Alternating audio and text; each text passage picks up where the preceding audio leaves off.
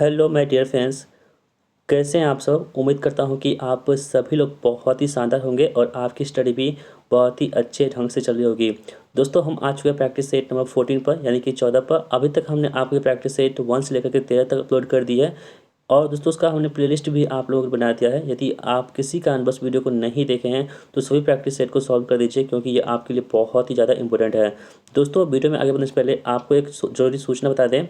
हमारा जो pad batch चलता है जो टेलीग्राम पर अभी रन कर रहा है, जिसमें हम आपको रुक्मणी पब्लिकेशन की जो पुस्तक लॉन्च हुई है इलेक्ट्रिशियन ट्रेड की 10,000 प्लस ऑब्जेक्टिव के साथ, वो वाली पुस्तक, और जो कौटिल्य क्लास की जो कंप्यूटर बुक लॉन्च हुई है, इसके अलावा खान सर की जो बी स्पेशल की ये गाइड बुक लॉन्च हुई है, इसके साथ ही आपको ये किरण प्रैक्टिस सेट और रुक्मणी प्रैक्टिस सेट, इन सभी चीज़ों को होमवर्क के थ्रू आपको कवर करवाई जा रही है हमारे टेलीग्राम पेड ग्रुप में। तो दोस्तों अभी तक आपने उस टेस्ट के साथ नहीं जुड़ा है, उस बैच को नहीं ज्वाइन किया है तो ज्वाइन कर दीजिएगा। अभी दोस्तों इसकी फ़ीस जो है ना वो 149 रुपये रखी गई है। ठीक है, आप ज्वाइन जरूर कीजिए दोस्तों क्योंकि इससे अब बहुत ही आपको फ़ायदा होने वाला है। ठीक है दोस्तों, इसका आपको ज्वाइन करने के लिए क्या करना होगा, इस दिए गए नंबर पे आपको क्या करना होगा, अपना पेमेंट करके 149 का पेमेंट करके आप हमें इस नंबर पर व्हाट्सएप कीजिएगा स्क्रीनशॉट के साथ। हम आपको जो है पेड ग्रुप में ऐड कर देंगे जहाँ पे आपकी बेहतरीन तैयारी होने वाली है। ठीक है, तो दोस्तों हम शुरू करते हैं आज की इस प्रैक्टिस सेट को। पहला सवाल दोस्तों आपके स्क्रीन पर आ चुका है। कह रहा है कि गुर्दे में उत्पन्न मूत्र डैश से होकर के मूत्राशय में पहुँचता है और जहाँ इसे सिंचित किया जाता है।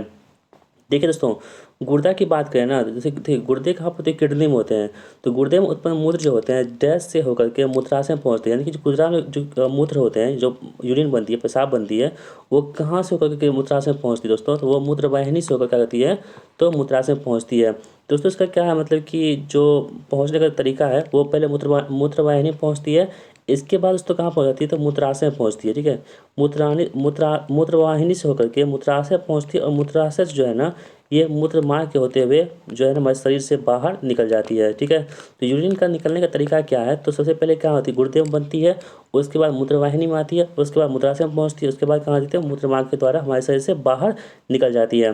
दोस्तों गुर्दे से संबंधित एक प्रश्न आपके एग्जाम में प्रश्न पूछ सकते हैं कि जो आगे पेट में पथरी बनता है ना, पथरी, तो पथरी जो दोस्तों बनता है ना वो किसका बना होता है, तो कैल्शियम कार्बोनेट का बना होता है, कैल्शियम ऑक्सीलेट का, तो वो क्या होता है, CaCO3 का होता है। ठीक है, तो इसे बिल्कुल आप ध्यान में रख सकते हैं।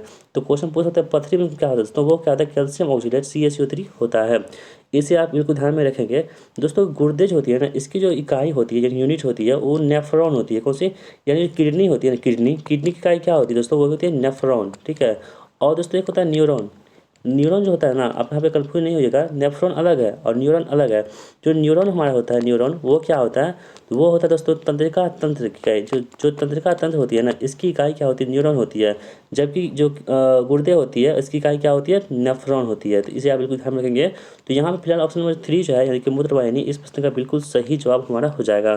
ठीक है, बढ़ते हैं अगले प्रश्न की ओर। दूसरा सवाल आपके स्क्रीन पर आ चुका है। भारतीय सेना के इतिहास में फील्ड मार्शल का सर्वोच्च पद धारण करने का श्रेय निम्नलिखित में से किसे है।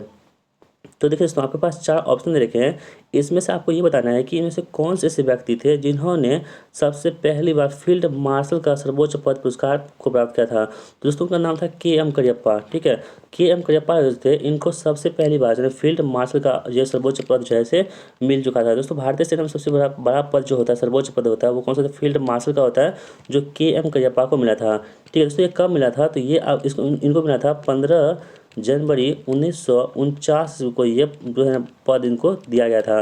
दोस्तों आप सबको पता है जो इंडियन आर्मी डे है ना, इंडियन आर्मी डे ये कब मनाते हैं, यानी कि भारतीय सेना दिवस कब मनाते हैं, तो 15 जनवरी को हम प्रत्येक वर्ष क्या करते हैं, भारतीय सेना दिवस मनाते हैं।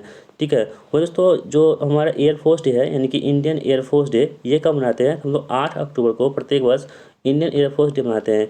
इसके अलावा जो हमारे नेवी डे है, इंडियन नेवी डे, ये कब मनाते हैं, तो 4 दिसंबर को हम लोग क्या करते हैं, प्रत्येक वर्ष इंडियन नेवी डे यानी कि भारतीय नौसेना दिवस मनाते हैं। ठीक है, ये चीज़ें हो गई। अब देखिए दोस्तों एक बात यहाँ पर और ध्यान रखिएगा, जो कमांडर इन चीफ थे वो कौन थे, KM करियप्पा थे। ठीक है, तो इस आप इस पॉइंट का बिल्कुल ध्यान में रख सकते हैं। और दोस्तों वर्तमान में जो है ना इंडियन आर्मी के चीफ कौन है, यानी कि जो और इंडियन आर्मी के जो वर्तमान में हेड कौन है, यदि आपको पता है तो इसका आंसर हमें कमेंट बॉक्स में जरूर कीजिएगा, ठीक है। तो ऑप्शन नंबर 3 यहाँ पे बिल्कुल सही जवाब हमारा हो जाएगा। अगला सवाल देख लेते हैं हम लोग, शिवाजी के शासनकाल में निम्नलिखित में से कौन सा कर वसूल किया जाता था। दोस्तों देखिए, शिवाजी के शासनकाल में ना, आपको हम क्या बताया, इससे पिछले जो टेस्ट आया था उसमें हम बताया था ना आपको, 2 कर था, एक था चौथ, ठीक है दोस्तों, चौथ था, एक था सरदेशमुखी, चौथ और सरदेशमुखी। तो चौथ था ना वो 1/4 यानी कि 25% लगता था, ठीक है, इसमें कर देना पड़ता था। और जो सरदेशमुखी थी वो 1/10 यानी कि 10% को लगता था। तो यहाँ पे ये कह रहा है कि शिवाजी के शासनकाल में निम्नलिखित में से कौन सा कर वसूल किया जाता था। तो चौथ और सरदेशमुखी दोनों किया जाता था, लेकिन ऑप्शन में क्या हमारे पास है, सरदेशमुखी है। तो यही सरदेशमुखी क्या होगा, इस प्रश्न का बिल्कुल सही हमारा जवाब हो जाएगा, ठीक है। तो अगला सवाल देख लेते हैं हम लोग, हिंदू विधवा पुनर्विवाह अधिनियम निम्नलिखित में से किस वर्ष में पारित किया गया था। दोस्तों वेरी वेरी इंपॉर्टेंट प्रश्न है, मोस्ट इंपॉर्टेंट प्रश्न है, कई बार आपके एग्जाम में ये प्रश्न पूछा जा चुका है अभी तक।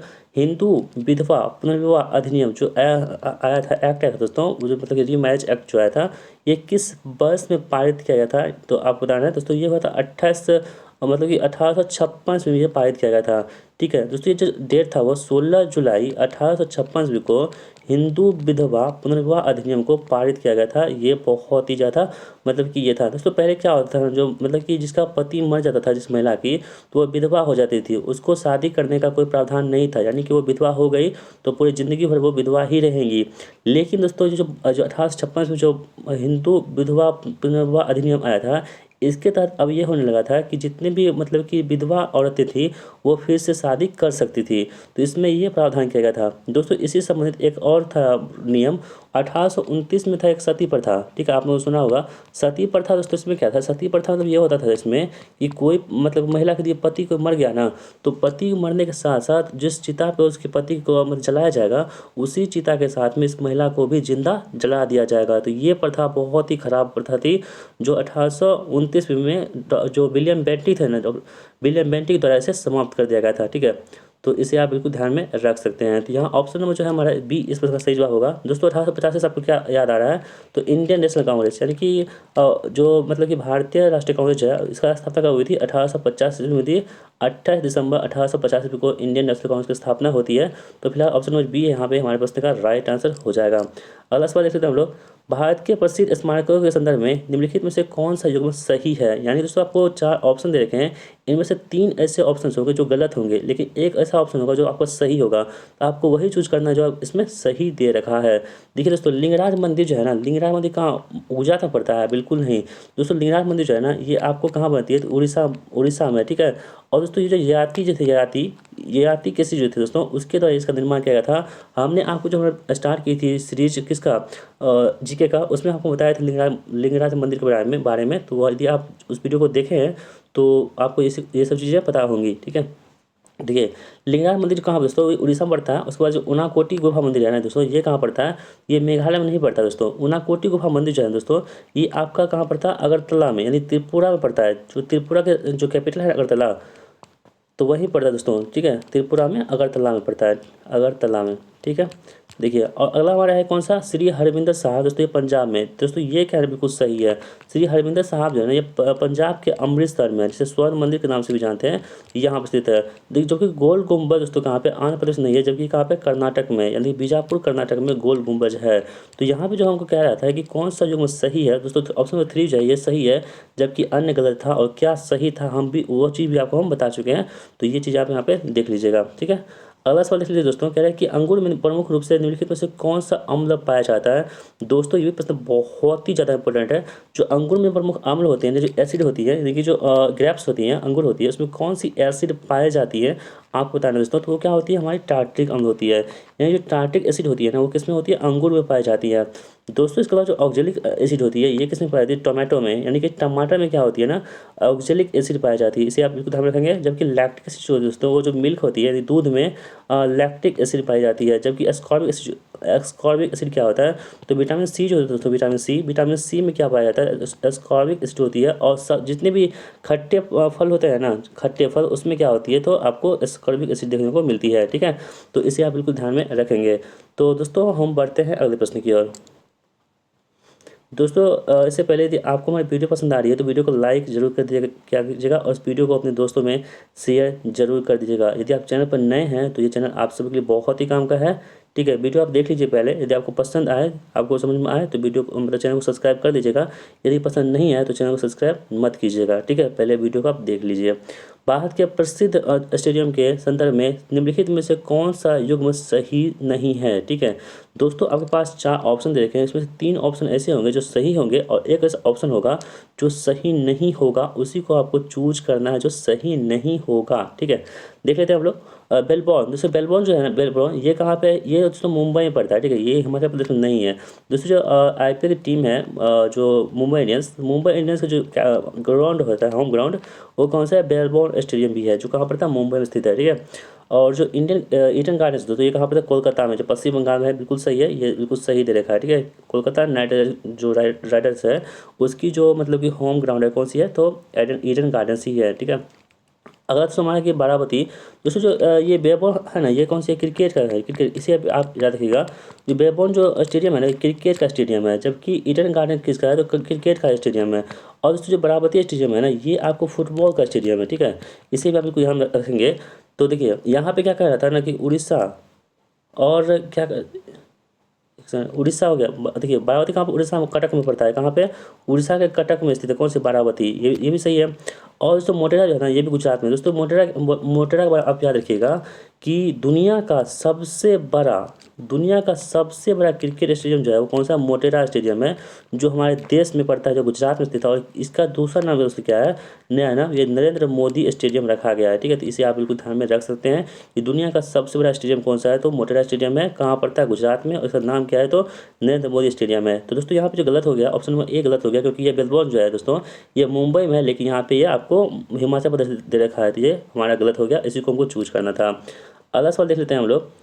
मुस्लिम लीग ने डैश में 1926 को सीधी कार्यवाही दिवस यानी कि डायरेक्ट एक्शन डे के रूप में घोषित किया था। दोस्तों ना जाने कितने एग्जाम में ये प्रश्न अभी तक पूछा जा चुका है। मोहम्मद अली जिन्ना से संबंधित ये प्रश्न है। तो मोहम्मद अली जिन्ना इतने मतलब कि बेकार आदमी थे जो भारत को मुस्लिम और हिंदू के बीच में इतना अलग करवा दिया था। ये मतलब कि अच्छा व्यक्ति नहीं थे मोहम्मद अली जिन्ना।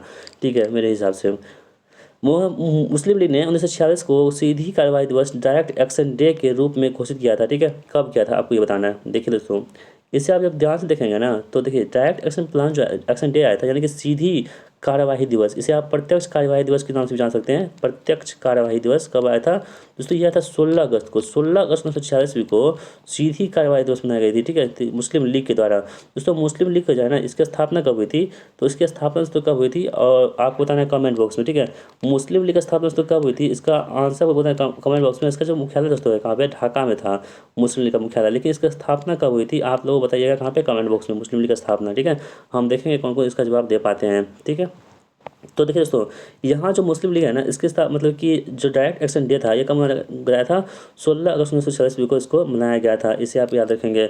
अगला सवाल हमारे पास है कि गया में कांग्रेस अधिवेशन का महत्वपूर्ण विषय क्या था।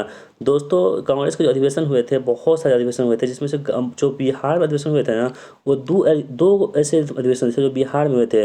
दोस्तों कौन सा, तो पहले गया अधिवेशन था, एक था बांकीपुर अधिवेशन। दोस्तों गया अधिवेशन कब हुआ था, 1922 ईस्वी में जो है ना, गया में कांग्रेस का अधिवेशन होता है, जिसकी अध्यक्षता कौन करते हैं, जिसकी अध्यक्षता करते हैं दोस्तों, वो है चित्तरंजन दास। कौन है, CR दास, चित्तरंजन दास करते हैं। तो ये दोस्तों जो बिहार में हुए थे ना 1922 ईस्वी में, इसका महत्वपूर्ण विषय क्या था, तो वो विधान परिषद का प्रवेश था। ये इंपॉर्टेंट है आप सबके लिए। इसके अलावा दोस्तों एक और हुआ था जो बिहार में, वो था बांकीपुर में। ठीक है, बांकीपुर में हुआ था, पटना में। ये दोस्तों कब हुआ था और इसकी अध्यक्षता किसने की थी, आपको बताना है कमेंट बॉक्स में। ठीक है, हम आपसे जो प्रश्न पूछते हैं ना उन सभी का आप जवाब देते रहिएगा। यदि दोस्तों आप ऐसे ऐसे प्रश्नों का जवाब दे देंगे ना, तो आप यकीन मानिए कि आपकी तैयारी बहुत ही शानदार ढंग से हो रही है। दोस्तों ये प्रश्न जो होते हैं ना, जो हम आपसे पूछते हैं, ये आपके लिए इंपॉर्टेंट होते हैं। यदि आपको नहीं पता होता है ना, आप कहीं से सर्च करके लेकिन ज़रूर कमेंट कीजिएगा, क्योंकि दोस्तों आप जो भी चीज़ें लिख देते हैं ना, तो वो आप कभी नहीं भूलते हैं। इस बात को आप बिल्कुल ध्यान में रखेंगे। अगला सवाल देख लेते हैं। निम्नलिखित में से कौन सा बिहार का सबसे पूर्वी जिला है। दोस्तों अपने बिहार का मैप जरूर देखा होगा, जो बिहार का मैप आप देखिएगा इस टाइप का मैप होता है, तो सबसे दोस्तों पूर्वी यहाँ पे जब मैप लगाते हैं तो पूरब इधर होता है ना, पूरब हो गया, पश्चिम हो गया, ये ऊपर उत्तर हो गया, नीचे दक्षिण हो गया। तो सबसे जो पूर्वी जिला है ना दोस्तों वो कौन सा हमारा, तो किशनगंज पड़ता है, जो सबसे जो पूर्वी जिला है। और दोस्तों ये बंगाल की खाड़ी से सटे होने की वजह से इसमें सबसे ज़्यादा क्या होती है, वर्षा भी होती है। तो क्वेश्चन आपसे पूछ सकता है कि सबसे वर्षा अधिक वर्षा होने वाला जो जिला है वो कौन सा बिहार में, वो कौन सा दोस्तों, किशनगंज है। और दोस्तों ये कहाँ पड़ता है, तो ये आपको सबसे पूर्वी जिला कौन सी, किशनगंज में है। दोस्तों आप लोग किस किस जिले से आते हैं कमेंट बॉक्स में ज़रूर बताइएगा, ठीक है। तो हम लोग जानना चाहते हैं कि हमारी वीडियोज़ है, हमारी जो स्टूडेंट है वो कहाँ कहाँ से हमारी वीडियो को वॉच करते हैं, देखते हैं। अपना जिले का नाम कमेंट बॉक्स में ज़रूर लिखिएगा। दोस्तों बढ़ते हैं अगले प्रश्न की ओर। रीजनिंग का प्रश्न आ चुका है दोस्तों। इसमें देखिए पहला क्वेश्चन कह रहा है कि अब इंस्ट्रक्शन पढ़ने का कोई जरूरत नहीं पड़ता है, क्योंकि हम प्रैक्टिस सेट 14 तक कर चुके हैं, 13 तक कर चुके हैं। इतना हमको पता चल चुका है कि इसमें क्या पूछा जा रहा है दोस्तों। तो हम इंस्ट्रक्शन को पढ़ना छोड़ देंगे। देखिए सीधे हम बात कर लेते हैं यहाँ पे। 5 से 35 कैसे हो गया दोस्तों। 5 से 35 ऐसे हो रहा है कि देखिए 5 क्या आभाज्य संख्या है ना, वो होल नंबर है। तो आभाज्य संख्या से अगली आभाज्य संख्या कौन आएगी, तो 5 के बाद 6 आभाज्य संख्या है क्या, नहीं, 7 आएगी। तो 5 से अगली बार संख्या गुना करेंगे ना तो 35 आ जाएगा। उसी प्रकार दोस्तों 19 क्या हमारे पास आभाज्य संख्या है ना, तो अगली आभाज्य संख्या क्या हो जाएगी, 21 20 होगी क्या, नहीं होगी। 21 होगी क्या, नहीं होगी। 23 होगी। यानी कि 19 × 23 की जगह ना, तो ये क्या होगी, जो उसका आंसर आएगा ना वही आपके प्रश्न का सही जवाब होगा। तो दोस्तों जब गुना कीजिएगा ना तो आपको 437 आ जाएगा, ठीक है। ऑप्शन नंबर डी यहाँ पे सही हो जाएगा। अगला सवाल लिख लेते हैं हम लोग। एक पासे की 3 विभिन्न स्थितियाँ दर्शाई गई है, जिसके सभी 6 पृष्ठों पर 1 से 6 तक की संख्याओं में से एक संख्या अंकित है। वह संख्या चुनें जो 6 वाले पृष्ठ के विपरीत पर पृष्ठ दिखाई देगी। यानी जिसमें आपके पास जो है ना ये डाइस का प्रश्न आ चुका है। बहुत ही आसान प्रश्न है दोस्तों, बहुत ही आसान प्रश्न है।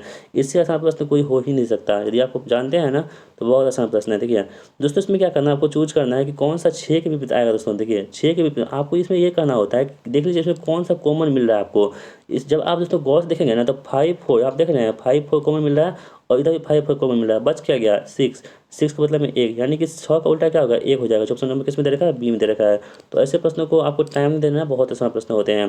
देखिए नली हैंडगन लेंस में क्या होता है दोस्तों, जो नली और हैंडगन होते हैं तो लेंस में दोस्तों क्या हो जाएगा, तो लेंस कहाँ पर होता है, कैमरा में होता है लेंस। तो ऑप्शन नंबर सी यहाँ पे सही जवाब हमारा हो जाएगा। यदि दर्पण को निम्नांकित चित्र के पी के ऊपर रखा गया, यानी कि इसका मतलब ये हुआ दोस्तों कि हमको ना ये मतलब कि एक अंक दे रखे हैं और उसके सामने में दर्पण लगा हुआ है। तो दर्पण में कैसा प्रतिबिंब बनेगा आपको बताना है, ठीक है। देखिए दोस्तों जब भी प्रतिबिंब शुरू होगा ना वो डब्लू से शुरू होगा, यानी कि छोटकी डब्लू से। तो देखिए डब्लू कहाँ पे है, इसमें है क्या, नहीं है। इसमें है क्या, नहीं है। इसमें है क्या, नहीं है। देखिए कुछ करना भी नहीं पड़ा और आंसर हमारा निकल गया। तो ऐसे प्रश्नों को आपको ऐसे ही तिरछी नज़र से देखना और अच्छे से स्मार्टली तरीके से इसको सॉल्व करना है, ठीक है, जिससे आपका टाइम बचे। अगला प्रश्न देख लीजिए हम। कह रहा है कि इसमें से कौन सी आकृति जो है इसमें निहित है, अंदर निहित है। तो ये आपके पास जो है ना मतलब कि प्रश्न है और आपके पास ऑप्शन 4 यहाँ पे दे रखे हैं। तो देखिए मिलाइए इसमें कौन सा सही हो रहा है। यदि दोस्तों आप ध्यान से मिलाएंगे ना तो ऑप्शन नंबर 2 जो है ना ये वाला हमारा, ये आपको मिलता हुआ दिखेगा। तो ये सही हो जाएगा। अगला सवाल है कि देखिए इसमें कह रहा है कि दीर्घवृत्त जो है ना किशोरों के लिए है। यानी कि जो वृत्त दे रखा है दीर्घवृत्त ये वाला, ये किसके लिए दोस्तों, ये है किशोरों के लिए, तो हम के मान लेते हैं। और देखिए आयत को दौड़ने वाला, जो आयत है ये वाला, ये दौड़ने वाला डी मान लेते हैं, ठीक है। और क्या कहते हैं पंचभुज विद्यार्थियों के लिए, जो पंचभुज है ये विद्यार्थियों के लिए भी मान लेते हैं। तो दी गई संख्याओं के उस विशेष वर्ग में व्यक्तियों की संख्या दर्शाती है, निम्नलिखित में से किस वर्ग में 7 व्यक्ति हैं। यानी दोस्तों जो 7 व्यक्ति हैं ये वाला, ये कहाँ पे, ऑप्शन देख लीजिए। देखिए 7 कहाँ पर होगा, कहे कि दौड़ने वाले जो विद्यार्थी हैं लेकिन किशोर नहीं है, नहीं। जो सभी में होगा दोस्तों वही 7 सभी में आ रहा है। देखिए किशोर जो दौड़ते हैं विद्यार्थी में, यही क्या होगा, सही होगा। अगला सवाल देख लेते हैं हम लोग। निम्नलिखित श्रेणी में प्रश्नवाचक चिन्ह के स्थान पर दिए गए विकल्पों में से कौन सी संख्या आएगी। तो दोस्तों इसका आंसर आपको कमेंट बॉक्स बताना ही बताना है, क्योंकि आपको पता है कि ये प्रश्न आपके हम छोड़ते हैं। तो इस बार भी हम छोड़ रहे हैं, देखते हैं कौन कौन जवाब देते हैं, ठीक है। तो देखिए इसके प्रश्नों को आपको सही कीजिएगा ना, तो कौन सा ऐसा ऑप्शन आपको चूज कीजिएगा जो आपका सही समीकरण बन के दे देगा। तो दोस्तों जो आप ऑप्शन नंबर 3 है ना, इसको आप यदि सेट कीजिएगा तो आपका आंसर निकल आएगा, ठीक है। अगला सवाल देख लेते हैं हम लोग। किसी कूट भाषा में डायग्नोस को लिखा गया ये वाला, तो रिमूवल को क्या कैसे लिखेंगे। तो देखिए दोस्तों इसमें क्या कर रहे हैं ना, इसमें आपको ये करना है कि ये जो दे रखा है ना, इसमें आपको अल्फ़ाबेट के अनुसार आपको सजा देना है, ठीक है। यानी कि जो भी संख्या दे रखी, जो भी वर्ड दे रखे हैं, तो पहले ए आएगा, उसके बाद बी आएगा, उसके बाद सी आएगा, इसी टाइप से जो है ना इसको सजाया गया है। उसी प्रकार से हम रिमूवर को देखते हैं, तो इसमें सबसे पहले क्या आएगा, सबसे पहले ए आएगा ना, यहाँ पे ए के बाद बी आएगा, तो बी कहीं पे है नहीं, सी है नहीं, डी है नहीं, ई है हाँ ई है, यानी ए के बाद ई आना चाहिए। जो ए के बाद ई आएगा ना वही हमारा ऑप्शन होगा। तो देख लेते हैं दोस्तों, एक के बाद ई इसमें है, हो सकता है इसमें भी है, हो सकता है इसमें एक बार एल है, ये तो बिल्कुल होगा, कभी जीवन में कभी नहीं होने वाला है, तो इसको हम काट दिए, पहले हटा दिए। और मेरे पास क्या बचा, 1 2 4 बचा। आगे हम बढ़ते हैं, देखिए ए ई हो गया, उसके बाद ऑप्शन ही देखिए ना, ए ई सब में है ना, एल एल एल सब में है ना। देखिए एल के बाद एम आना चाहिए था ना, तो देखिए एन आ गया, ये तो नहीं होगा। एम है, सही है, ये हो गया, नहीं होगा, यानी ऑप्शन नंबर 2 हमारे पास सही जवाब होगा। ऐसे प्रश्न को ऐसे ही आपको हल करना है। अगला सवाल देख लेते हैं हम लोग। कह रहा है कि इसमें क्या आने वाला है, आपके पास 4 बॉक्स दे रखे हैं, इसमें आपको बताना है कि कौन इसमें सही होगा, ठीक है। देखिए 36 14 और 20 दोस्तों, यदि आपसे ध्यान से देखेंगे ना, तो यदि 14 में से 6 घटाकर कितना बचता है, मतलब 20 में से 14 घटाकर कितना, 6, और 6 का स्क्वायर कितना होता है 36, तो ये हो गया 36। 37 में से जब 35 में 70 घटाइएगा तो 15 7 8 8 बचेगा ना, तो 8 का स्क्वायर कितना होगा 64। उसी प्रकार से आपको यह कह रहा है कि किसमें से आप 11 घटाइएगा तब जाके उसका स्क्वायर मतलब कि 144 होगा। दोस्तों हम सबको पता है कि 144 होता है, वो किसका स्क्वायर होता है, तो 12 का स्क्वायर होता है। इसका मतलब हम ऐसा ऐसी कौन सी संख्या रखेंगे जिसको घटाने से 12 आएगा दोस्तों। तो हम क्या करेंगे दोस्तों, इस दोनों को जोड़ दीजिए, 2 1 3 1 23। यदि 23 को भी जब घटाएंगे ना, तो हमारे पास जो है ना वो प्रश्न का आंसर आ जाएगा। 23 में से 11 घटाएंगे तो कितना बचेगा, 12 बचेगा, और 12 का स्क्वायर करेंगे तो 144 हो जाएगा। तो ऐसे प्रश्नों को आपको इतनी आसानी तरीके से सॉल्व कर लेनी है। अगला सवाल देख लेते हैं हम लोग। बेईमानों से बचकर रहिए, वाक्य में लुप्त विशेष्य के लिए उपयुक्त शब्द कौन सा होगा। दोस्तों बेईमानों के लिए बच के लिए, तो इसमें क्या होगा, विशेष्य होगा लोगों, बेईमान लोगों से, ठीक है। अगला सवाल देख लेते हैं हम लोग। निम्न में से कौन सा उन्नति का पर्यायवाची शब्द नहीं है, तो कौन सा उन्नति पर्यायवाची नहीं है दोस्तों। तो देखिए आपके पास उत्थान है, विकास है, उत्कर्ष है, जबकि उमंग दोस्तों ये क्या है, तो आपकी उन्नति का पर्यायवाची शब्द नहीं है। तो इसे आप बिल्कुल ध्यान में रखेंगे। अगला सवाल हमारे पास है कि नीचे दिए गए मुहावरे में रिक्त स्थान के लिए सही शब्द की पहचानिए। अपनी डैश अलग पकाना, तो दोस्तों अपनी क्या होती है, अपनी खिचड़ी अलग पकाना, ठीक है। अगला सवाल है हमारे पास, अंशुमाली में कौन सा समास है। दोस्तों आपको जो हमारी हिंदी हिंदी की जो एक थी सीरीज स्टार्ट हुई थी, जिसमें हम आपको बताए थे कि अंशुमाली के बारे में। तो दोस्तों अंशुमाली जो है ना वो कौन सा समास है, इसमें बहुब्रीहि समास है। दोस्तों जितने भी मतलब कि जितने भी आपके देवता के नाम होते हैं, भगवान के नाम होते हैं, वो सभी के सभी किस में आते हैं, तो बहुब्रीहि समास में आते हैं। इस पॉइंट को आप बिल्कुल ध्यान में रख सकते हैं। अगला सवाल हमारे पास है कि अपने पैरों पर कुल्हाड़ी मारना, मुहावरे का सही अर्थ क्या होता है। तो दोस्तों जो अपने पैरों पर कुल्हाड़ी मारना होता है, इसका जो मतलब कि सही अर्थ होता है, इसका मतलब ये होता है दोस्तों कि कुल्हाड़ी नहीं, अपना नुकसान स्वयं करना, यानी कि अपना नुकसान जो होते हैं वो स्वयं कर लेते हैं। इसका मतलब यही हुआ कि अपने पैरों पर कुल्हाड़ी मारने के बराबर होती है, ठीक है। अगला सवाल देख लेते हैं हम लोग। देख लीजिए यहाँ पे आप इंग्लिश का प्रश्न आ चुका है, कह रहा है कि इसमें आपको बेस्ट एक्सप्रेस यानी कि आपको सिनोनिम्स बताना है यहाँ पे। विनाइल, दोस्तों विनाइल मतलब क्या होता है ना, विनाइल मतलब होता है आपकी साम्य, ठीक है। दोस्तों क्या होता है, साम्य होता है मतलब इसका जो आपका मीनिंग हो जाएगा वो होगा परडोनेबल। ऑप्शन नंबर 4 यहाँ पे सही जवाब हमारा हो जाएगा। In the following questions out of the opposite बताना है आपको। डिफिडेंट, दोस्तों डिफिडेंट का जो है ना, इसका आपको बताना है। डिफिडेंट मतलब होता है क्या, संकोची व्यक्ति होते हैं, जो मतलब संकोच करते हैं ना, यानी कि शर्माते हैं, लजाते हैं, तो ऐसे व्यक्ति को संकोची व्यक्ति बोलते हैं। और संकोची का उल्टा क्या होगा, जो कि व्यक्ति कॉन्फिडेंट रहता है, अपने आप पे किसी से शर्माता नहीं है, अपने आप में कॉन्फिडेंट दिखाता है, वो व्यक्ति क्या होते हैं आपको, तो डिफिडेंट के क्या होते हैं, ऑपोजिट हो जाते हैं, यानी कि इसका विपरीतार्थक हो जाते हैं, ठीक है। दोस्तों आपको एक चीज़ बता दें कि हमारे जो वीडियो का थंबनेल होता है, वैसे ही थंबनेल बहुत सारे यूट्यूबर जो होते हैं वो यूज कर रहे हैं, ठीक है। तो ऐसे लोगों से आप बच के रहिएगा, क्योंकि क्या हमारे कॉपी किया जा रहा है, बहुत मतलब कि बहुत सारे चैनल के द्वारा जो है हमारी कॉपी की जा रही है, हमारे थंबनेल को कॉपी करके अपना सेम थंबनेल बना करके वीडियो को अपलोड कर देते हैं। तो ऐसे लोगों से आप बच के रहिएगा। दोस्तों कौन कौन जो है ना हमारे थंबनेल जैसे वीडियो को देखे हैं यूट्यूब पर, अपना कमेंट बॉक्स बताइएगा कि हाँ सर हमने इस वीडियो को देखा था ऐसा ही थंबनेल। तो कौन कौन लोग देखे हैं जरूर बताइएगा हमें, क्योंकि दोस्तों आपको उस पर भरोसा नहीं करना है आपको, ठीक है। ये मेरा चैनल है अंडरस्टूड स्टडी, यही रहेगा। और इसका थंबनेल कोई कॉपी कर रहा है, इसका मतलब वो हमारे साथ बेईमानी कर रहा है। तो कौन कौन दोस्तों जो देखे हैं वो हमें कमेंट बॉक्स में जरूर बताइएगा, ठीक है। देखिए यहाँ पर कह रहा है कि चूज करेक्ट स्पेल्ट वर्ड, यहाँ पर चूज करना है कौन सा जो है ना स्पेलिंग सही बताया दोस्तों। तो इसमें जो सही है ना हमारे पास, तो वो है कौन सा, मोनोलॉज, ठीक है, जो ऑप्शन नंबर 2 में दे रखा है। अगला सवाल देख लेते हैं हम लोग। कह रहा है कि इसमें आपको what good Fortune I found the very thing I was dash. तो इसमें क्या होगा दोस्तों, इसमें जो हो जाएगा आपका ऑप्शन नंबर 4 यानी लुकिंग फॉर हो जाएगा। ठीक है, अगला सवाल देख लेते हैं हम लोग। The swimmer dash his clothes and jump into the river. तो स्विमर जो है ना, स्विमर जो स्विम करते हैं यानी कि तैरते हैं, वो अपने कपड़े को उतार देते हैं। उसके बाद क्या करते हैं, तो उतारने के बाद जो जंप करते हैं कहाँ पे, नदियों में, नदी में, रिवर में। तो दोस्तों इसका क्या होगा, टुक ऑफ हो जाएगा। ठीक है, यानी कि कपड़ा उतारना क्या होता है, टुक ऑफ होता है। अगला सवाल देख लेते हैं हम लोग। कंप्यूटर का सवाल दोस्तों आपके सामने आ चुका है। क्या है कि जब आप एम एस वर्ड डॉक्यूमेंट में किसी टेबल के किसी मध्यवर्ती सेल का चयन करते हैं और सॉफ्ट शिफ्ट प्लस टैब कुंजी दबाते हैं तो क्या होता है। देखिए आपके पास जो ऑप्शन दे रखे हैं कि वर्तमान सेल के पास की राइट सेल के कंटेंट को सिलेक्ट कर लिया जाता है। ठीक है, ये दोस्तों पहला ऑप्शन है। तो आप ऑप्शन को पहले देख लीजिए। ठीक है, उसके बाद आपको आंसर बताना है, इसका क्या आंसर आपके सामने में आ रहा है। ठीक है, दूसरा आपके पास ऑप्शन है कि वर्तमान सेल के पहले के लेफ्ट सेल के कंटेंट को सिलेक्ट कर लिया जाता है। तीसरा, वर्तमान सेल के कंटेंट को हटा दिया जाता है। और चौथा, वर्तमान सेल से नीचे की सेल के कंटेंट को सेलेक्ट किया जाता है। तो दोस्तों इसका सही जवाब होगा ऑप्शन नंबर कौन सा हो जाएगा, 2, यानी कि वर्तमान सेल के पहले की लेफ्ट सेल के कंटेंट को सिलेक्ट कर लिया जाता है। अगला सवाल है कि निम्नलिखित एमएस फार्मूला का परिणाम क्या होगा। दोस्तों परिणाम जो आपका निकल के आएगा वो होगा दोस्तों कौन सा हमारा, तो 65 आ जाएगा। ठीक है, अगला सवाल है एमएस एक्सेल वर्कशीट के सेल के अंदर एक नई लाइन बनाने के लिए निम्नलिखित में से किसका उपयोग करते हैं। तो एमएस एक्सेल में जो नई लाइन बनाते हैं दोस्तों, इसका किसका इस्तेमाल करते हैं हम लोग, तो वो अल्ट प्लस इंटर क्लिक कीजिएगा, दबाइएगा, तो आपका क्या होगा, एमएस एक्सेल सीट में एक नई लाइन बन जाएगी। अगला सवाल हमारे पास है कि इंटरनेट से जुड़े हुए हर कंप्यूटर को एक आईपी एड्रेस की आवश्यकता होती है। बिल्कुल होती है। तो आईपी का फुल फॉर्म क्या होता है दोस्तों, तो आईपी का फुल फॉर्म दोस्तों आपको बताना है कौन सा होती है।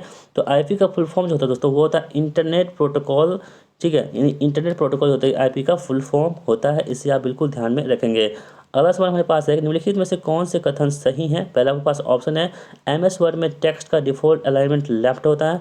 दूसरा आपके पास ऑप्शन है दोस्तों कि एमएस वर्ड में प्रत्येक पैराग्राफ मार्क के साथ समाप्त होता है जो एक बैकवर्ड P1 जैसा दिखाई देता है। ठीक है, तो दोस्तों इसमें आपको बताना है कौन सा कथन जो है, इसमें कौन सी क्या पूछ रहा था हमको, सत्य है। दोस्तों सत्य जो है ना, ये भी कथन सत्य है। पहला कथन सत्य है, यानी कि एमएस वर्ड में टेक्स्ट का डिफॉल्ट अलाइनमेंट लेफ्ट होता है, ये बिल्कुल सही है। और दूसरा कथन जो दोस्तों हमारा है, फिर से हम पढ़ देते हैं यहाँ पे, उसके बाद पता चलेगा सही है कि नहीं है।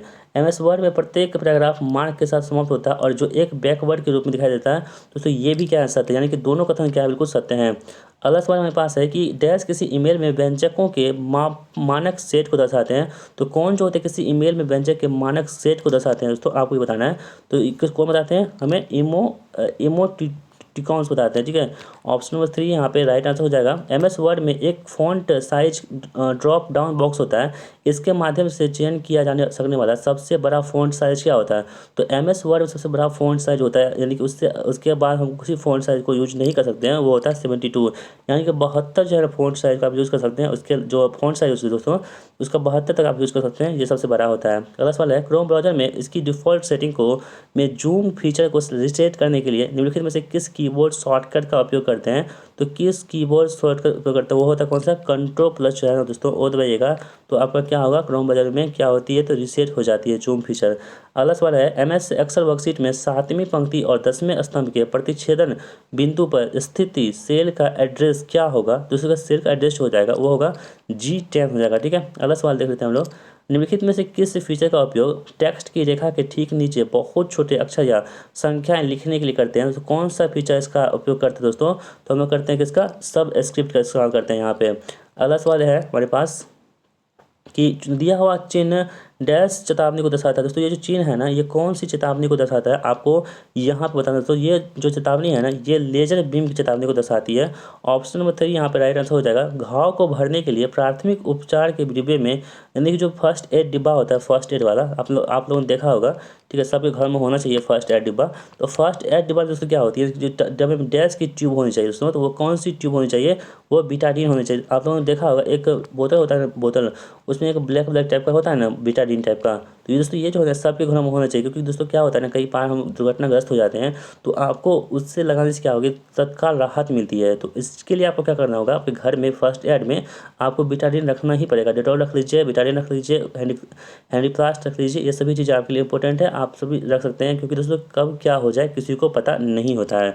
अगला सवाल हमारे पास है, किस तरह का अग्निशमन इलेक्ट्रिक अग्नि को शमन करने के लिए करने योग्य है दोस्तों? कौन सा योग्य है दोस्तों इसमें? तो वो हो जाएगी कौन सी? कार्बन डाइऑक्साइड अग्निशामक। ठीक है। अगला सवाल हमारे पास है कि बरसात के दिनों में औजारों को जंग से बचाने के लिए, जो बरसात होती है ना, तो बरसात में देखिएगा कि आपको जो सलाई रिंच होते हैं, जो जितनी भी रिंच होती है ना, औजार होते हैं, उसमें जंग लग जाता है। तो जंग से बचाने के लिए हम क्या करते हैं दोस्तों?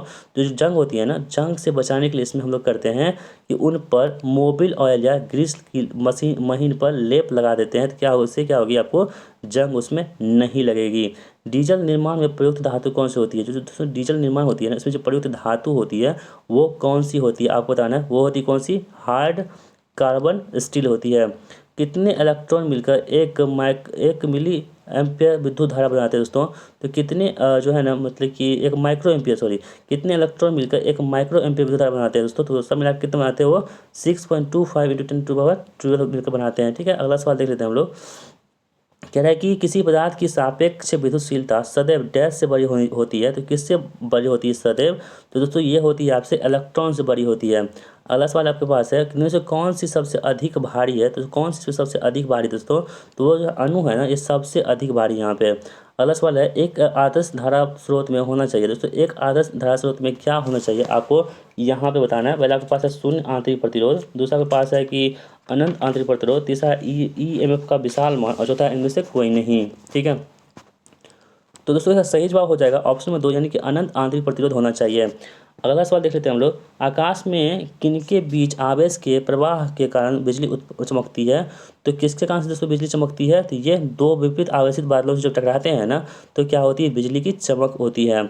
चांदी एक डैश है दोस्तों, चांदी जो होती है ना, विद्युत का सबसे बड़ा सुचालक होती है। ठीक है। यानी कि चांदी सस्ता रहता है ना, तो सभी लोग घर में चांदी का ही तार लगाते हैं। लेकिन इतना महंगा है कि हम लोग तार नहीं लगाते। यदि हम लगा भी देंगे ना, कोई चोर चुरा लेके भाग जाएगा। ठीक है। तो इसलिए हम लोग क्या करते हैं, चांदी का मतलब जो तार होती है वो हम लोग नहीं लगाते हैं दोस्तों। इसलिए नहीं लगाते क्योंकि जो है ना, आप लगाइएगा, रात में सोइएगा, सुबह में कोई लेकर फरार हो जाएगा। तो इसलिए हम लोग उसका यूज नहीं करते हैं। लेकिन चांदी जो होती है विद्युत का सबसे बड़ा सुचालक होता है, अच्छा सुचालक होता है। अगला है कि रासायनिक उद्योग उनके अन्य भारी उद्योगों को बिजली सप्लाई करने के लिए सर्वाधिक उपयोगी केबल कौन सी होती है? तो केबल होती है सबसे सर्वाधिक उपयोगी, वो कौन सी होती है आपको बताना है दोस्तों। तो वो होती कौन सी? लेड सीथर केबल होती है। अगला सवाल है हमारे पास कि ओवरहेड टेलीफोन लाइन निम्नलिखित की बनी होती है? तो ओवरहेड जो टेलीफोन लाइन होती है ना, वो किसकी बनी होती है आपको बताना है दोस्तों। वो होती है स्टील की बनी होती है। ठीक है। अगला सवाल है, अति उच्च आवृत्ति पर पृथ्वी डैश के रूप में कार्य करती है? तो अति उच्च आवृत्ति जो पृथ्वी होती है वो किसके रूप में काम करती है आपको बताना है दोस्तों। ये करती है किसमें? चालक के रूप में काम करती है। अगला सवाल है, किसी केबल की धारा वहन क्षमता उसके चालक के डैश पर निर्भर करती है? तो दोस्तों इसके चालक किस पर निर्भर करती है आपको यहाँ पे बताना है। तो देखिए आपके पास ऑप्शन लंबाई पे, चौड़ाई पे, परिच्छेदी क्षेत्रफल पे और कोई नहीं। तो आपको बताना है कौन सा इसमें सही होगा दोस्तों। तो वो होगा कौन सी? परिच्छेदी क्षेत्रफल पर निर्भर करती है। अगला सवाल हमारे पास है, ड्राई सोल्डर एक इलेक्ट्रॉनिक परिपथ है जिसका परिणाम क्या होता है? तो दोस्तों इसका परिणाम जो होती है वो क्या होती है? तो ये होती है ऐसा कोई पथ नहीं होता है। अगला सवाल देख लेते हैं। यदि आई एम्पियर में धारा है, आर ओम में प्रतिरोध है और टी सेकंड में समय है, तो उष्मा हो सकता है दोस्तों। उष्मा क्या हो सकती है? ये होती है H=I²RT। ये दोस्तों क्या होती है? उष्मा हो सकती है। ये क्या हीट का फॉर्मूला है। अगला इसमें कोर 5 हेतु कार्बन प्रतिरोध का रंग क्या होगा? दोस्तों कार्बन प्रतिरोध जो रंग होगा कोर 5 हेतु, वो कौन सी हो जाएगी? वो कौन सा? हरा रंग हो जाएगा। ठीक है। अगला सवाल देख लेते हैं हम लोग। एक बंद परिपथ में सभी विभव परिवर्तनों को योग शून्य होता है, यह नियम कहलाता है। तो दोस्तों ये नियम कौन सा कहलाता है? ये होता है कौन सा? किरचॉफ का दूसरा नियम कहलाता है। ठीक है। आपने 12th में किरचॉफ के बारे में जरूर पढ़ा होगा। सोल्डरिंग में भराव धातु का गलन बिंदु होता है दोस्तों। सोल्डरिंग जो भराव धातु होती है, इसकी गलन बिंदु कितनी होती है आपको बताना है। वो होती है 420 डिग्री सेंटीग्रेड से ऊपर होती है। कौन सी? सोल्डरिंग में भराव धातु। अगला क्वेश्चन है, निम्न समीकरण में कौन सा ओम के नियम के अनुसार सही नहीं है? दोस्तों ओम का जो नियम था ना वो इसके अनुसार कौन सी सही नहीं है दोस्तों? वो जो दी है R=R1+R2, क्या ये गलत है? जबकि आप जानते होंगे कि I बराबर क्या होता है? V/R होता है ना। ये आपका ओम का नियम है। ठीक है। ये भी आपका ओम का नियम है। W=I/R, ये भी आपका ओम का नियम है। और V/W/I, ये भी आपका ओम का नियम है। जबकि जो R=R1+R2 है, ये ओम का नियम नहीं है। और आपको यही चूज करना था कौन सा इसमें नहीं है। अगला सवाल देख लेते हैं हम लोग। कह रहा है कि एक विद्युतीय सोल्डरिंग आयरन के उष्मक हेतु प्रतिरोध कितना है? 80 ओम दे रखा है। तो उसे 240 वोल्ट स्रोत से संयोजित किया जाए तो इसमें प्रवाहित धारा क्या होगी। दोस्तों निम्नलिखित का सबसे आसान प्रश्न है, ठीक है, ये वाला जो है ना सबसे आसान प्रश्न। यदि आपको ये नहीं बन पा रहा है ना तो आप सोचिए कि आपको तैयारी और अच्छे से करनी होगी, क्योंकि ये बहुत ही आसान प्रश्न है, ये कोई भी बना देगा। दोस्तों आर की वैल्यू हमारे पास कितनी है, तो आर की वैल्यू हमारे पास है 80 ओम, ठीक है, यानी प्रतिरोध कितना दे रखा है, 80 ओम दे रखा है ना। अब देखिए वोल्ट कितने हमारे पास है, तो 240 वोल्ट है, ठीक है। अब हम जानते हैं, अभी तो हम क्या पढ़े थे ओम का नियम में, आई बराबर क्या होता है, बी बटा आर होता है ना, होता है। तो अभी कितना हमारे पास 240 है, और 240 में हम क्या करेंगे, 80 से भागा देंगे ना, तो कितना होगा 3 होगा, और 3 क्या होगा एम्पियर हो जाएगा, जो ऑप्शन में किस में दे रखा है, 2 में दे रखा है। तो ये कितना आसान प्रश्न था। यदि ये भी प्रश्न आपसे नहीं बन पा रहा है तो आपको तैयारी करने की और ज़्यादा ज़रूरत है। निम्नलिखित में से किस लैंप का प्रतिरोध न्यूनतम होता है, तो किस लैंप का प्रतिरोध जो होती है न्यूनतम होती है, वो 100 वाट और 110 वोल्ट की जो लैंप होती है उसका प्रतिरोध क्या होता है, वो निम्नतम होता है, न्यूनतम होता है। अगला सवाल है 110 ओम के 5 प्रतिरोध श्रेणी में जुड़े हुए हैं तो कुल प्रतिरोध कितना होगा। दोस्तों देखिए श्रेणी में जुड़ा हुआ है ना, तो कितना है 100 है, तो श्रेणी में जुड़ा R1 में क्या होता है 100 plus R1 R2 R3 R4 R5 सभी को जोड़ दीजिए, कितना हो जाएगा 500 हो जाएगा। तो कितना सिंपल प्रश्न था, ऑप्शन में ए यहाँ पे सही हो जाएगा। अगला सवाल देख लेते हैं हम लोग, अपक्षय प्रतिरोध को रोकने के लिए इस्पात में कौन सा तत्व मिश्रित किया जाता है, तो उसको कौन सा तत्व मिश्रित करते हैं, तो हम लोग करते हैं इसमें क्रोमियम को इसमें क्या करते हैं मिश्रित कर देते हैं। अगला सवाल है विद्युत परिपथों को अति तापन से किसके द्वारा बचाया जा सकता है, तो किसके द्वारा बचा सकते हैं दोस्तों, तो अति तापन से, तो फ्यूल्स के द्वारा दोस्तों हम क्या कर सकते हैं इसे बचा सकते हैं। यदि ज़्यादा फ्यूल्स का काम क्या होता है, यदि आपके पास ज़्यादा वोल्टेज आया ना तो उसकी तार जो होती है वो टूट जाती है, जिससे परिपथ भंग हो जाता है। और जैसे सर्किट ब्रेक हुआ ना, सर्किट ब्रेक होने से क्या होती है आपकी जो जितनी भी इलेक्ट्रॉनिक डिवाइसेस होती हैं वो क्या होती है बच जाती है, ठीक है। तो फ्यूज का यही काम होता है। निम्नलिखित चिन्ह क्या दर्शाता है, जो दोस्तों ये चिन्ह है ना ये किसका मतलब प्रतीक है आपको बताना है। तो ये जो चिन्ह होता है दोस्तों ये होती है आपकी कार्ट्रिज फ्यूज की, किसकी होती है कार्ट्रिज फ्यूज की क्या होती है, ये चिन्ह होती है। ऑप्शन नंबर 3 यहाँ पे सही हमारा हो जाएगा। HRC फ्यूज प्रदान करता है दोस्तों, HRC फ्यूज होती है वो क्या प्रदान करती है आपको बताना है। तो HRC जो फ्यूज होती है दोस्तों ये प्रदान करती है लघु परिपथ सुरक्षा को, ये प्रदान करती है HRC। अगला सवाल है सेलों को जिनमें से प्रत्येक EMF E का है श्रेणी में जोड़ा जाता है तो इसका प्रभावी EMF क्या होगा। तो दोस्तों इसका प्रभावी EMF जो हो जाएगी जब श्रेणी में इसको जोड़ेंगे तब क्या हो जाएगी आपको बताना है। तो ये हो जाएगी 4E, क्या हो जाएगी 4E हो जाएगी। अगला सवाल है बैटरी वजन में काफ़ी भारी होती है इसका मुख्य कारण क्या है। दोस्तों बैटरी जो होती है वजन में काफ़ी भारी होती है इसका मुख्य कारण होती है कि उसकी प्लेटें जो होती है शीशे की बनी होती है, इसलिए क्या होती है बैटरी जो होती है वजन में बहुत ही ज़्यादा भारी होती है। वोल्टेज सेल में विद्युत अपघटन क्या होती है। दोस्तों वोल्टेज सेल में जो विद्युत अपघटन होती है वो होती है कौन सी, गंधक का अम्ल होती है। अगला सवाल है किसी चालक को जब चुंबकीय क्षेत्र में घुमाया जाता है तब क्या होता है। तो किसी भी चालक को जब चुंबकीय क्षेत्र में घुमाइएगा ना तब जो हो जाएगा वो हो जाएगा दोस्तों क्या, तो वोल्टेज क्या होगी वो बनती है। अगला क्वेश्चन है कि एक इंडक्शन कॉइल का अन्योन्य प्रेरकत्व गुणांक 5H है तो प्राथमिक कुंडली में धारा 5A इतना सेकंड में शून्य हो जाती है तो द्वितीय कुंडली में प्रेरित विद्युत वाहक बल क्या होगा। ठीक है दोस्तों देखिए इसमें कैसे निकालिएगा इसका आंसर। हमारे पास धारा कितनी दे रखी है, आई बराबर कितना है 5 एम्पीयर दे रखा है ना, आप देख लीजिए, ठीक है। तो टाइम कितना हमारे पास 0.3 सेकंड है ना, ये टाइम हो गया, ठीक है। और दोस्तों एम की वैल्यू कितनी हमारे पास जो गुणांक है प्रेरकत्व गुणांक वो कितनी है, तो 5H है, ठीक है। अब दोस्तों हम क्या जानते हैं ई बराबर एक फॉर्मूला होता है क्या होती है MdL बाई क्या होगी dt होगा ना। एम कितने हमारे पास है 5 दे रखा है, 5 लिख दिया यहाँ पे।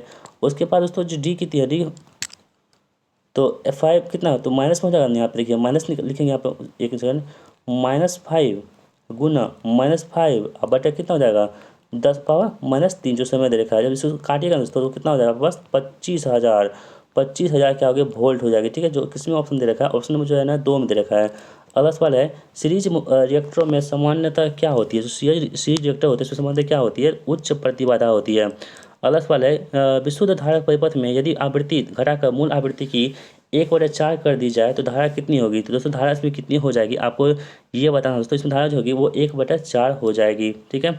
अगला सवाल हमारे पास है कि साइन तरंग का आकृति गुणक निम्न के समतुल्य होती है। जो साइन तरंग होती है उसकी आकृति गुणक जो होती है वो किसके समतुल्य होती है आपको बताना है दोस्तों। ये होती है किसके IRMS बटे IAB के बराबर होती है।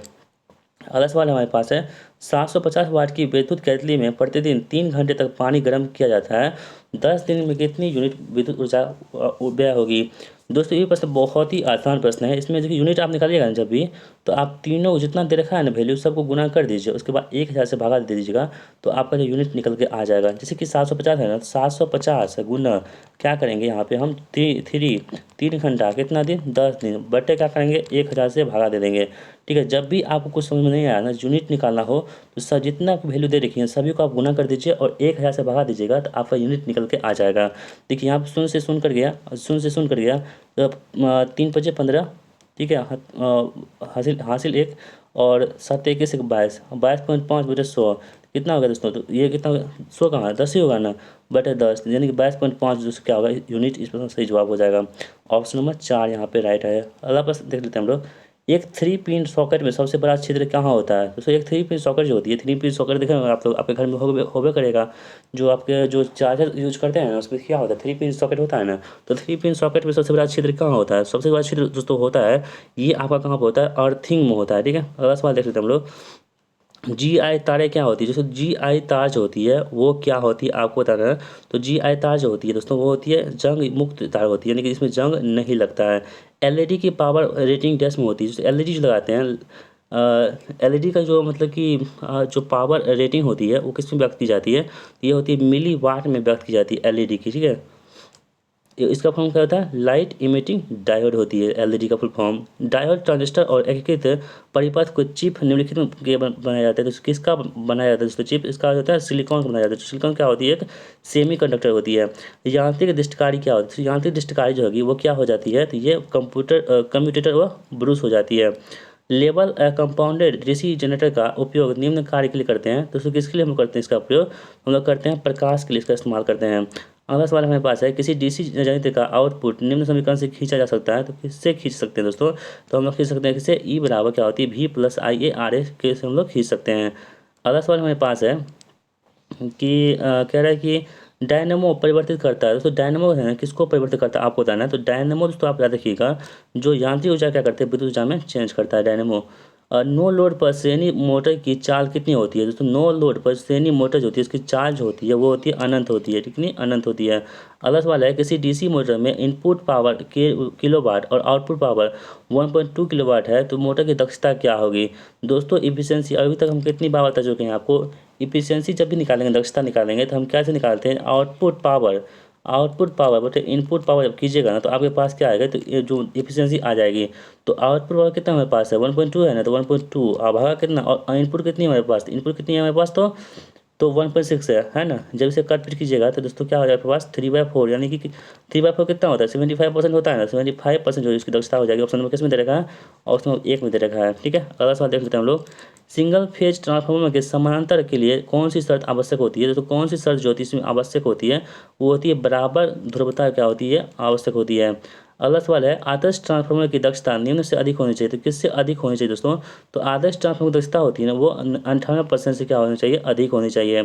ट्रांसफार्मर तेल का निम्न में से क्या कार्य नहीं है? तो जो ट्रांसफार्मर तेल होती है ना, तेल, उसका क्या काम नहीं होता दोस्तों? वो होती है प्रेरक युग्मन प्रदान करना, ये काम नहीं होती है। बाकी 3 काम यहाँ पे होती है। एक ट्रांसफार्मर पूर्ण लोड पर दक्षता से मतलब कि आधी दक्षता से कार्यरत है तथा इसका 1000 वाट है, तो अर्ध लोड पर इसका क्षति क्या होगी? दोस्तों हानि आपको निकालना है कहाँ पे?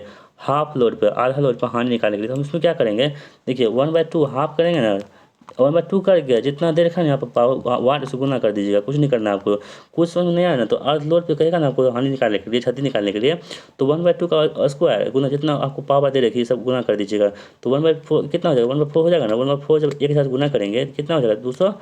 250 हो जाएगा। 250 क्या होगा आपके पास? वाट आ जाएगा। तो किस में दे रखा है? ऑप्शन नंबर 2 में दे रखा है। अगला सवाल देख लेते हैं हम लोग। एक मेगर में नियंत्रित बल डैश द्वारा प्रदत्त किया जाता है। तो मेगर में किसका जो प्रयोग करते हैं हम लोग? किसका प्रयोग करते हैं यहाँ पे? तो कुंडली में इसका प्रयोग करते हैं। ठीक है, कुंडली में। अगला सवाल देख लेते हैं हम लोग। डैश एक डिजिटल ट्रांसड्यूसर है। दोस्तों कौन से एक डिजिटल ट्रांसड्यूसर आपको बताना है? दोस्तों जो ट्रांसड्यूसर होती है डिजिटल, वो होती है कौन सी? इन कोडर जो होती है क्या? डिजिटल ट्रांसड्यूसर होती है। निम्नलिखित में से कौन सी एकल फेज मोटर सबसे सस्ती होगी? तो कौन सी सबसे सस्ती होगी दोस्तों? तो वो होगी कौन सी हमारी संधारित्र स्टार्ट जो मोटर है, ये क्या होगी? सबसे सस्ती हो जाएगी। यूनिवर्सल मोटर किसके लिए सबसे उपयुक्त होती है? तो यूनिवर्सल मोटर जो होती है वो किसके लिए उपयुक्त होती है दोस्तों? आपको बताना है, तो जो ग्राइंडर होती है ना, ग्राइंडर, उसके लिए क्या होती है? यूनिवर्सल मोटर क्या होती है? उपयुक्त होती है, जिसका उपयोग हम लोग मसाला को पीसने के लिए करते हैं। जब आर्मेचर चालकों की संख्या 84 है तथा पोलों की संख्या 6 है, तो पोल पिच का मान क्या होगा? दोस्तों कितना आसान, तो बहुत आसान प्रश्न दे रखे हैं इस सेट में। तो आर्मेचर की संख्या, चालकों की संख्या कितनी होती है? 84 है, और पोलों की संख्या कितनी है? 6 है। तो पोल पिच का मान दोस्तों क्या होगा? तो पोल पिच का मान क्या होता है? चालकों की संख्या बटे 6, 6 से काट दीजिए यहीं से, कितना होगा? 14 बार में, तो 14 इसका आंसर हो गया। इसमें सोचने वाली बात कुछ है इसको थोड़े। जब उच्च केवीए वाले अल्टरनेटर को ठंडा करने का काम करता है, तो उच्च केवीए वाले जो अल्टरनेटर होती है उसको ठंडा काम करने का काम कौन करता है दोस्तों? ये जो काम करता है ना, ये करता है आपको हाइड्रोजन कूलिंग करता है, ठीक है। अगला सवाल देख लेते हैं हम लोग। यदि आरपीएम 200 दे रखा है, ठीक है, पोषण प्रति चक्र 0.05 mm दे रखा है, तो पोषण प्रति मिनट क्या होगा? तो पोषण प्रति मिनट दोस्तों क्या होगा ना, आप क्या कीजिएगा, दोनों को मतलब कि पोषण प्रति दिन निकालने के लिए क्या कीजिए, दोनों को गुना कर दीजिए। जब गुना कीजिएगा 200 गुना 0.05 आप गुना कीजिएगा, तो पॉइंट उड़ेगा, बटे में 100 आएगा, और इसे कट जाएगा 2 बार में, तो 5 दूनी 10 हो जाएगा, जो ऑप्शन नंबर 2 में दे रखा है, ठीक है। अगला सवाल देख लेते हैं हम लोग। किसी उद्योग के शक्ति गुणक को उनमें से किसके द्वारा सुधार सकते हैं? तो किसके द्वारा सुधार सकते हैं? तो हम लोग संधारित्र के द्वारा सुधार सकते हैं। और दोस्तों आज की इस प्रैक्टिस का लास्ट प्रश्न हमारा है कि वह मोटर जिसके रोटर तथा स्टेटर चुंबकीय क्षेत्र समान गति पर घूर्णन करते हैं, तो उसे क्या कहते हैं? तो उसे कहते हैं दोस्तों तुल्यकालिक मोटर कहते हैं। ऑप्शन नंबर ए यहाँ पे हमारे प्रश्न का बिल्कुल सही जवाब हो जाएगा, ठीक है। तो दोस्तों इस प्रकार हमने प्रैक्टिस सेट में 14 को यहीं कवर कर लिया। अब आपको बताना है कि इस प्रैक्टिस सेट में इसका आपका स्कोर कितना आ रहा है। अपना स्कोर हमें कमेंट बॉक्स में जरूर बताइएगा। आपको ये वीडियो कैसा लगा, अपनी राय हमें कमेंट बॉक्स में जरूर बताइएगा, ठीक है। और वीडियो यदि आपको पसंद आई तो वीडियो को लाइक कर दीजिएगा, और चैनल पर नए हैं तो चैनल को सब्सक्राइब करना नहीं भूलिएगा। तो दोस्तों मिलते हैं नेक्स्ट प्रैक्टिस सेट के साथ, तब तक के लिए जय हिंद, वंदे मातरम।